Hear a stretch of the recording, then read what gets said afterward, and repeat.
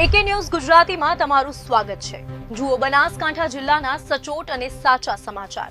બનાસ ડેરીનો ઐતિહાસિક ભાવફેર, રક્ષાબંધન પર્વની બનાસની બહેનોને મોટી ભેટ। રક્ષાબંધન પર્વ પહેલા બનાસકાંઠાની પશુપાલક બહેનોને બનાસ ડેરી તરફથી મોટી ભેટ મળી છે। બનાસ ડેરીની 58મી વાર્ષિક સાધારણ સભામાં પશુપાલકો માટે ઐતિહાસિક 2,946 કરોડ 70 લાખનો ભાવફેર જાહેર કરાયો છે। વાવ થરાદ જિલ્લાના સણાદર ડેરી પ્લાન્ટ ખાતે બનાસ ડેરીની 58મી વાર્ષિક સાધારણ સભા ઉત્સાહભેર યોજાઈ હતી। હજારો પશુપાલકોની હાજરીમાં ચેરમેન શ્રી શંકરભાઈ ચૌધરીએ ઐતિહાસિક ભાવફેરની જાહેરાત કરી હતી। બનાસ ડેરી દ્વારા પશુપાલકોને કુલ 18.04% લેખે 2,946 કરોડ 70 લાખનો ભાવફેર ચૂકવવાનો નિર્ણય કરવામાં આવ્યો છે, જેમાં સંઘનો ભાવફેર 2,239 કરોડ 27 લાખ અને દૂધ મંડળીઓનો ભાવફેર 707 કરોડ 50 લાખનો સમાવેશ થાય છે।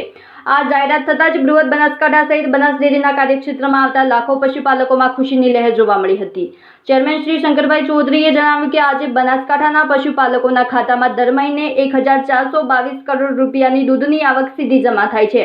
બનાસ ડેરીનું વાર્ષિક ટર્નઓવર હવે 24,000 કરોડ રૂપિયા સુધી પહોંચ્યું છે, જ્યારે ડેરીની કુલ સંપત્તિ વધીને 5,002 કરોડ રૂપિયા થઈ છે। આ ઉપરાંત સણાદર ખાતે દૂધ પાવડર પ્લાન્ટ, બટાટા પ્રોસેસિંગ પ્લાન્ટની ક્ષમતામાં વધારો અને બાદરપુરા ખાતે શુદ્ધ કાચી ગાણીના તેલનો પ્લાન્ટ સહિત અનેક નવા પ્રકલ્પોની જાહેરાત કરવામાં આવી છે।